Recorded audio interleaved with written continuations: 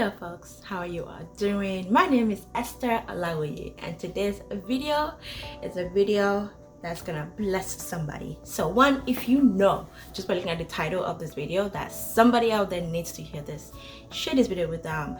And this video took let's just say I'm feeling pretty brave for making this video. So for that reason only, if only for that reason, give this video a thumbs up, a like. Also by liking this video, others will see it beyond you just sharing it, and then somebody out there is gonna know that there is hope and it's okay, and we are going through stuff. And yeah, subscribe if you've not subscribed yet. Subscribe, it's free. Like, it's just like, you know, click on it, subscribe, and so you can see, I just said and so you can see more videos from me. Make sure you click the bell. Okay, so this video, as you can tell from the title, is pretty deep, but also, like, y'all know me, I'm gonna just keep it light because life is too hard already without having to make it like super like serious and intense. Okay, so I am going to be talking about a lot of things, but I'm gonna weave the two things that you see in the title into today's video, which is my addiction with food and anaphylaxis. All right, so let's get into today's video. Let's do it.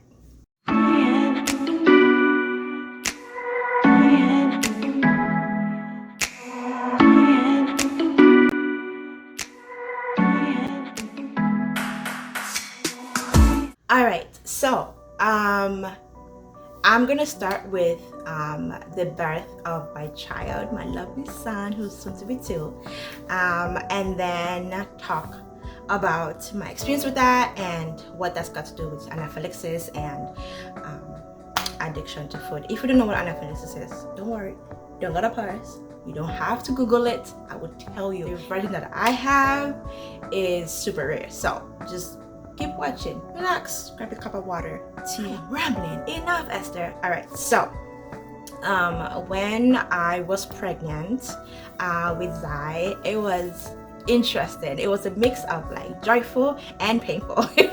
I had morning sickness for a very, very long time, but you know, it was actually a great pregnancy.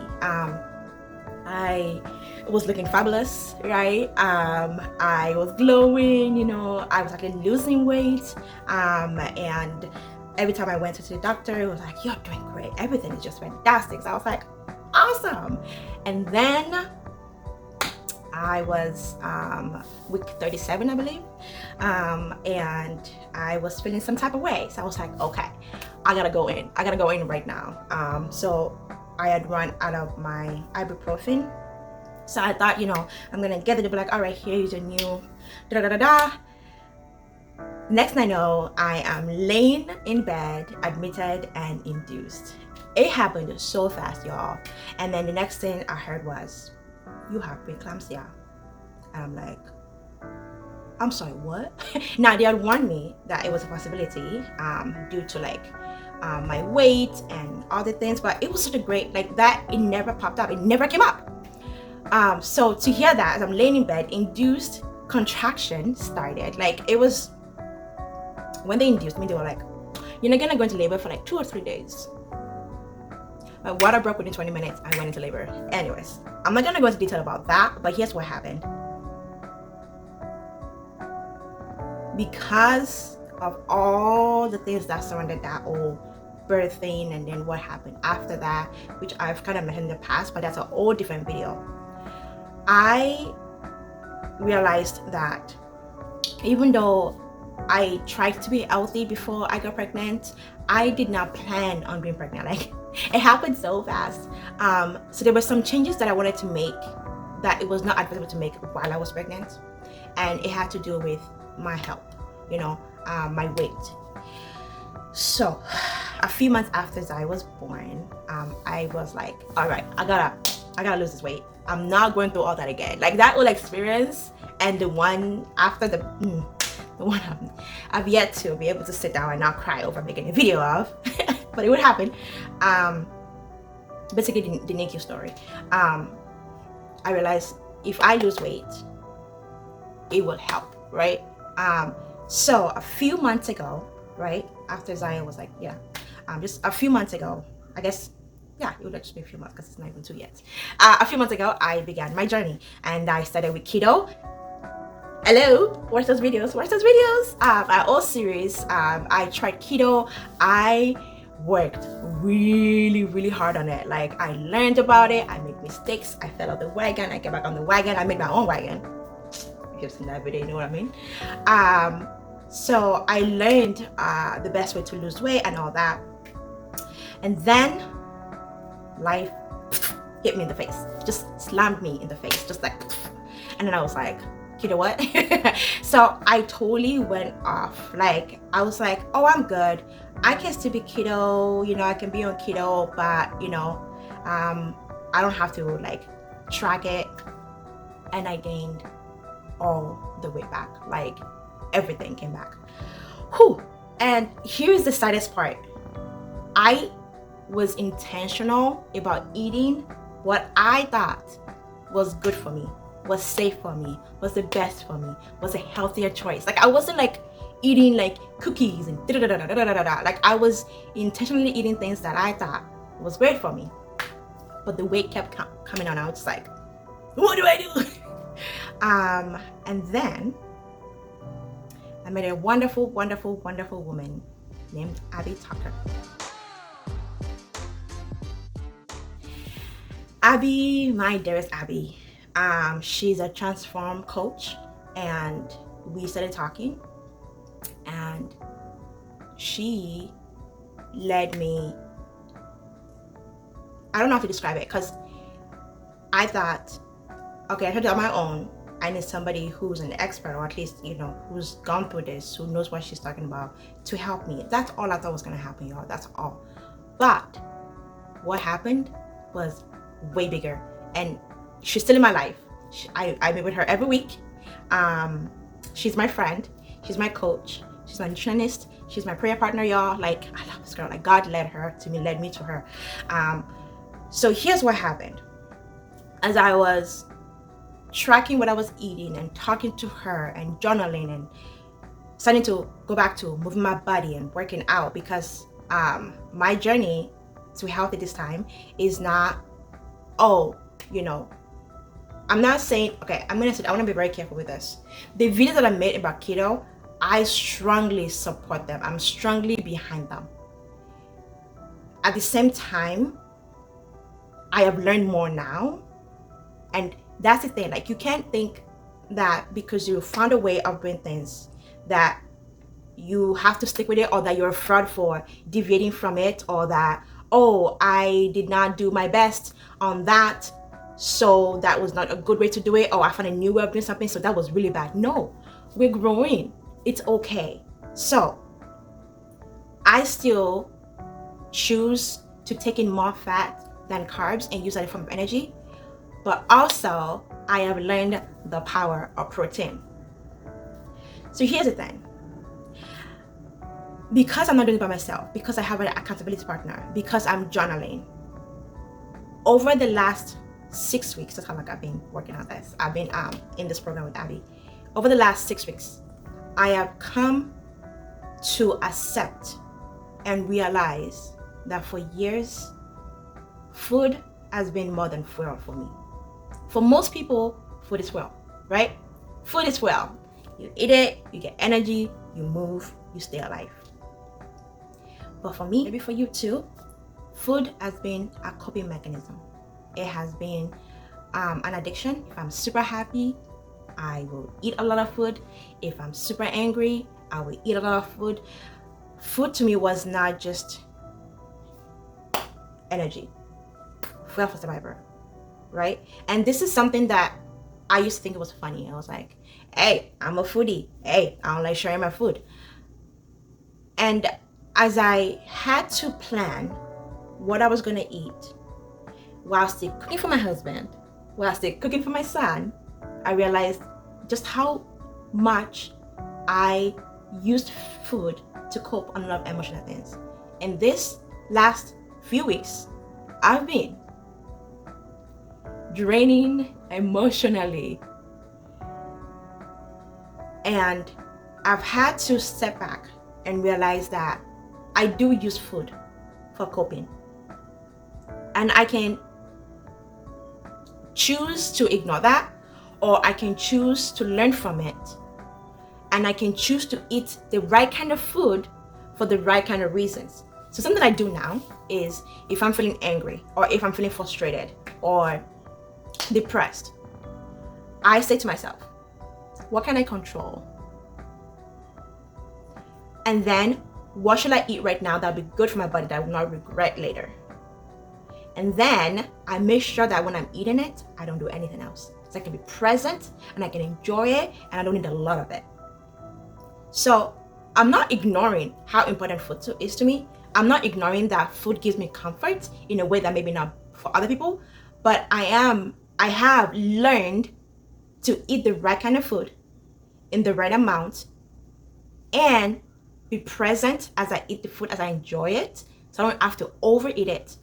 And I let myself know why I'm feeling the need to eat at that moment. Because it turns out a few times, I realized I can do this and eat food. So it's not all food, and I'm still staying within my macros and everything. The other part of this program that I'm with Abby is that because of the high protein lifestyle that I've started, I needed to move more. Now, some people might say, you can't lose weight without diet and exercise. Exercise is great for you, Esther. Just exercise and you'll lose weight. Here's the thing.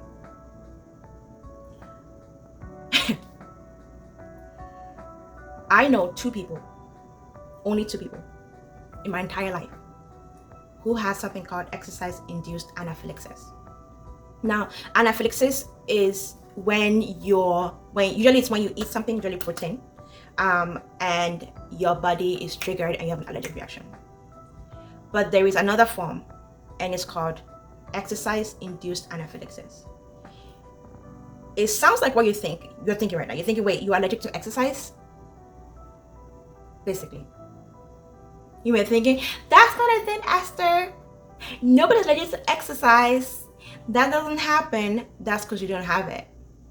Trust me. Trust me. I would gladly. Wow, I wasn't expecting this to be so hard.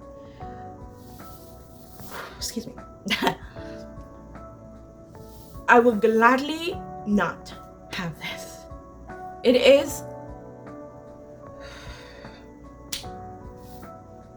is painful. It is traumatic. A typical episode starts with just being itchy.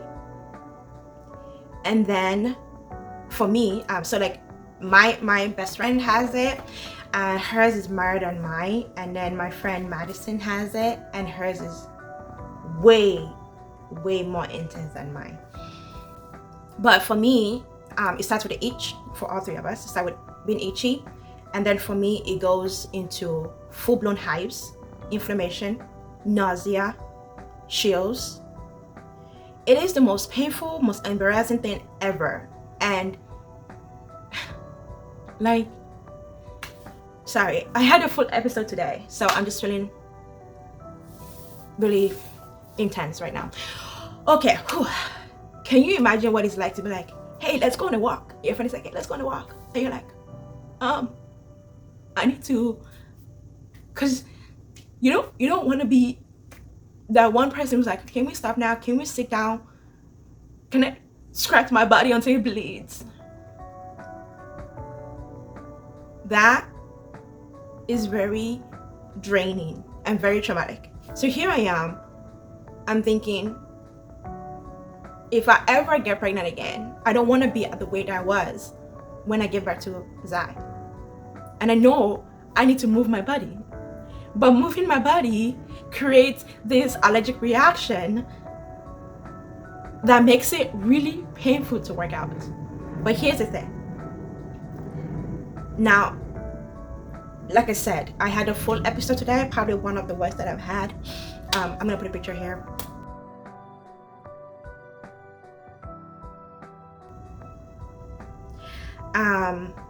That was like But this is my first episode in a while. And when I say in a while, I mean since I started this program with Abby. And when I first started, I used to have episodes back to back. And then I discovered something. Now, this might not work for everybody who has exercise-induced anaphylaxis, but maybe it will, which is literally why I am making this video. If you are going through this, I'm not saying that this is a solution for you, but if you're like me and you're like, I'm not giving up, I gotta find a way to move my body to achieve my goal.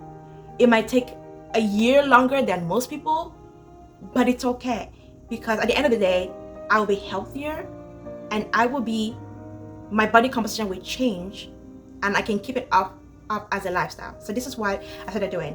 And I know the reason why I had a full episode today, sorry, it still hurts, y'all.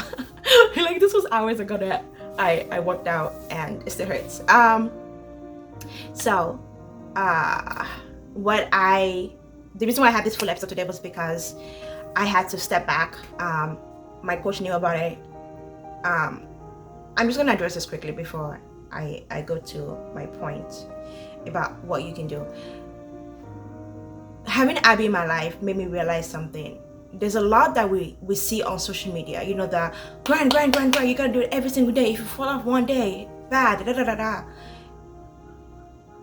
I went through a lot in the last couple weeks, and talking to my coach, she said, hey girl, that's what she said. I love her so much. Hey girl, you don't have to track if you don't want to. If all you can do is get up from the bed, get dressed, and eat, that's a win for you. Life is not predictable, and you can't tie yourself to, I have to eat 1,000 calories every day and I have to exercise every single day or I'm a failure. Don't do that to yourself, okay? So I have not worked out as much as I did for weeks, and then today I worked out and had a full episode of anaphylaxis. But something that when I first started, I used to have episode back to back, and then today I had one, but in the middle, in the last few weeks, I did not have any episode. And guess what? I worked out longer and more than I did today. So what I have been doing is I work out for a few minutes several times a day. So I believe it's called AMRAPs, as many reps as possible. So for example, I will dance for 6 minutes and then I'll be like, I'm done working out. And then about 3 hours later, I would do some arm exercise for about 10 minutes. Different exercises, maybe 20 reps of it, and then go to another one, and then go back as many as possible, and then I'll be done. And then I would do another exercise later in the day. And if I can get to it, that's okay. Because here's the thing. I was consistently moving my body every day for weeks, and I had 0 episode. And one time, I walked for a good 3 hours, and I had no episode.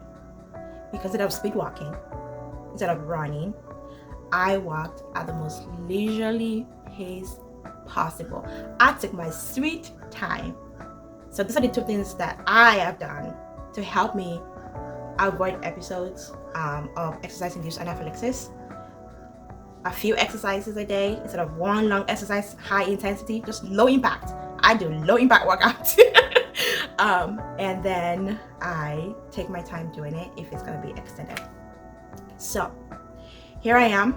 Maybe you're thinking, Esther girl, you say you've been working out, you say you've been doing keto, you say you've been exercising, and you look about the same. You've not really lost weight. That's okay. Because the truth is, what you don't see, I see, right? And that's what you gotta know. You see what you do. You see what you put in your body. You see what you are doing to be healthy. And that's what that matters. You matter. What you do for yourself matter. No matter how slowly you're doing it, no matter how quickly you think you have to do, you don't have to do it super quickly. I'm not trying to lose weight for a wedding that's coming up, or to fit that dress, or to do that, the gram, I'm not trying to lose weight because I have to or because the doctor said so. I'm doing it for me, and I don't know how long it's gonna take. And there are days like today when I've scheduled a keto brownie into my day, and that's okay. Yesterday for breakfast I had pancakes. For lunch I had a burger, and for dinner I had pasta.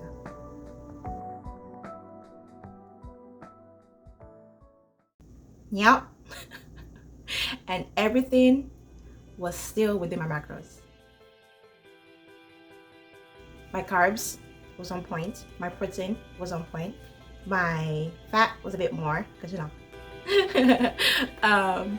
but everything was good, because I'm learning that as much as I love food beyond just needing it, I can continue to live my life without having to deny myself of what I want, but not hurting myself by saying, but I want it. You know what I'm saying? The pancake that I ate yesterday was not the regular pancake that I would buy at the store. I made it myself. And that's okay.